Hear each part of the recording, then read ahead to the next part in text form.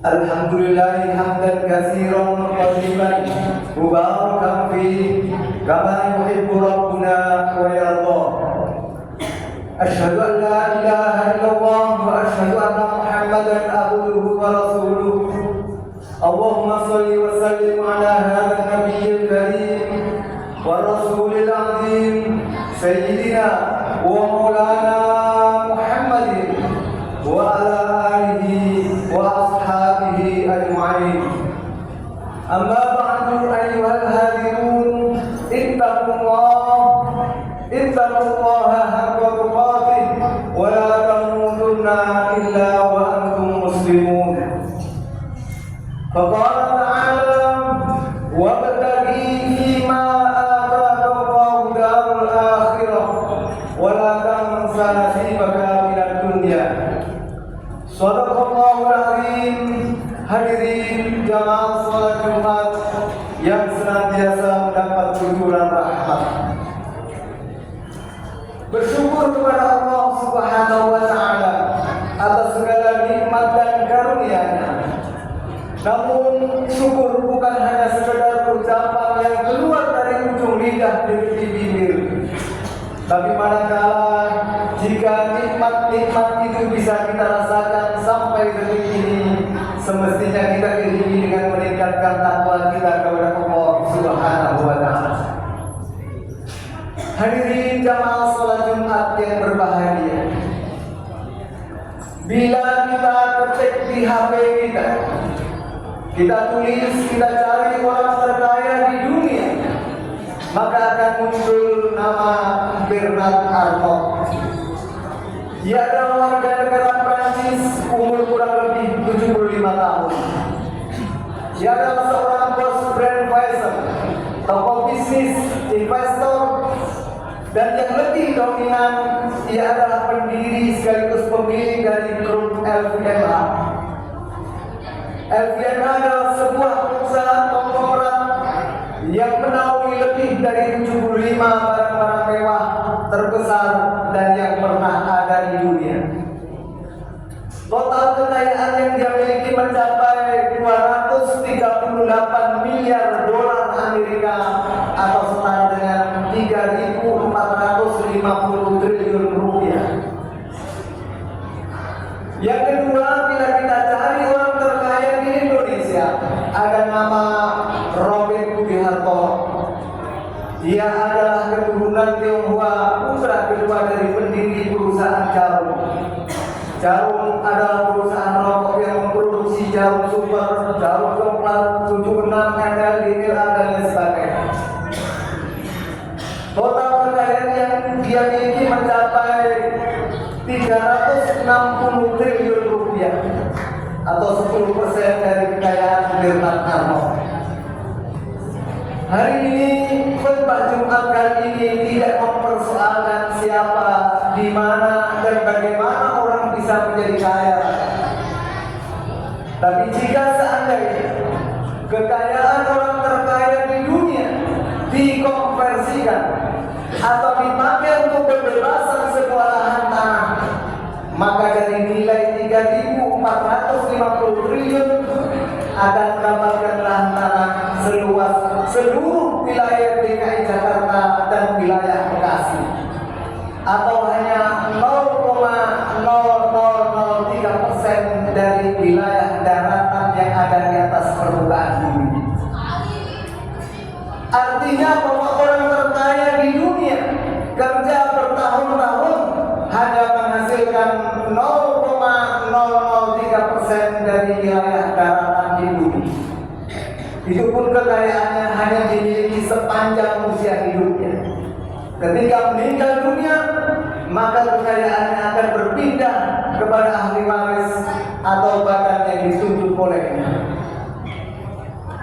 Kaitan dengan itu, Allah Subhanahu wa Ta'ala telah memberikan penawaran yang jauh lebih besar, jauh lebih banyak, dan jauh lebih lama kepemilikannya, bahkan selamanya.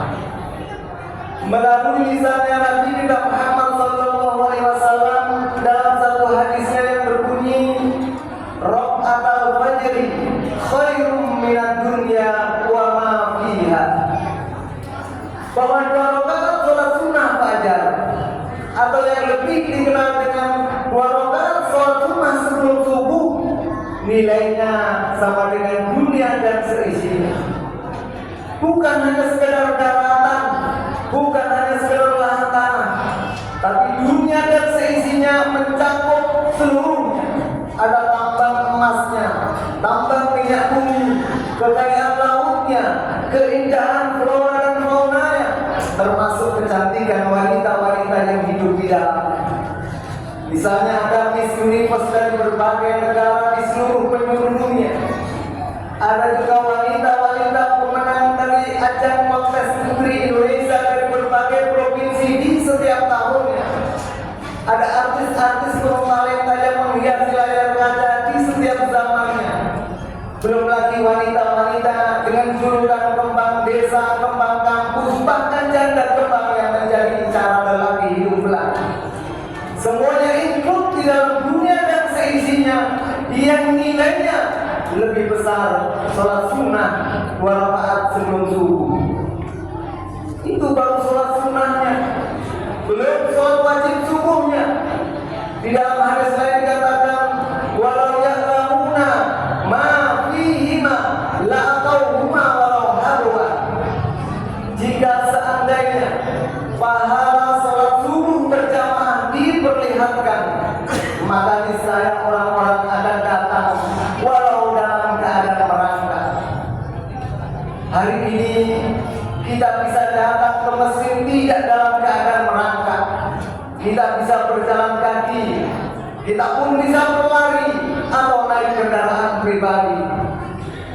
Kita juga bisa bangun pagi untuk berangkat bekerja mencari sesuap nasi, atau sekedar rekreasi bersama anak istri saat kita sedang cuti. Tapi kenapa tak terlintas niat di hati mampir di tempat yang suci untuk menunaikan sholat subuh berjamaah? Terbukti masjid sepi, kadang jumlahnya pun hanya bisa dihitung dengan jari. Artinya bahwa kalau kita belum tentu bisa menjadi orang terkaya di dunia, kita belum tentu bisa menjadi orang terkaya di Indonesia, kita juga kesulitan mendapatkan predikat orang terlanjur kaya. Bahkan mungkin hidup kita sudah divonis dalam keadaan miskin papa. Kita bekerja dari pagi sampai siang sampai malam, pergi pagi pulang petang, penghasilan masih pas-pasan. Ekonomi dalam keadaan gali lubang tutup lubang, belum bayar cicilan, bayar kontrakan. Kita juga bingung saat anak minta jajan, belum lagi istri minta biaya dandan.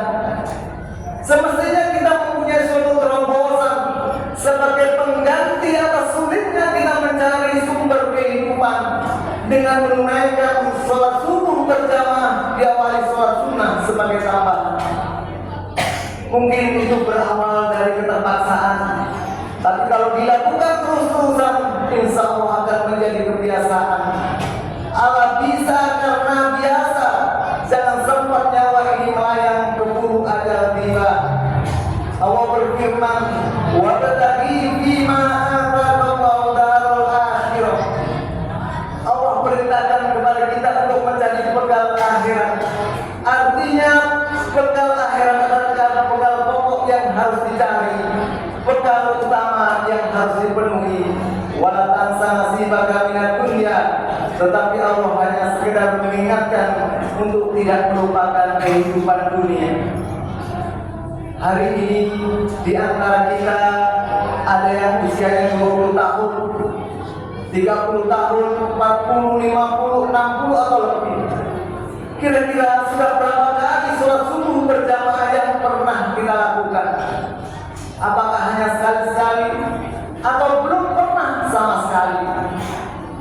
Lalu kapan kita bisa memulai sholat subuh sebagai bekal kita di akhirat yang pasti berlaku, bekal tanpa tipu-tipu? Barakallahu li wa lakum fil Qur'anil azim wa nafa'ani wa iyyakum bima fihi minal ayati wa dzikril hakim wa taqabbal minni wa minkum tilawatahu innahu huwal ghafurur rahim.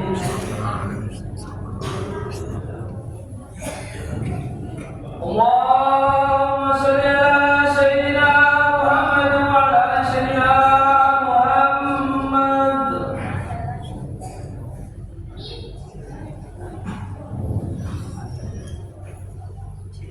Alhamdulillah,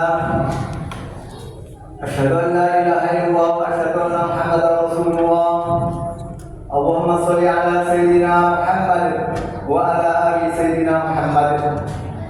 Ayyuhal hadirun, ittaqullaha mastata'tum wa sari'u ila maghfirati rabbil alamin. Wa'lamu anna Allah subhanahu wa ta'ala amarakum bi amrin bada'a fihi bi nafsihi wa sanna bi malaikatil musabbihatil qudsi. Faqala ta'ala, inna Allaha wa malaikatahu yusalluna 'alan nabi ya ayyuhalladzina amanu sallu 'alaihi wa sallimu taslima. Allahumma shalli wa sallim ala sayyidina Muhammad wa ala ali sayyidina Muhammad. Allahumma ighfir lil muslimina wal muslimat wal mu'minina wal mu'minat al ahya'i minhum wal amwat innaka sami'un qaribun mujibud da'wat ya qadiyal hajat. Rabbana atina fid dunya hasanah wa fil akhirati hasanah wa qina adzabannar. Ibadallah, innallaha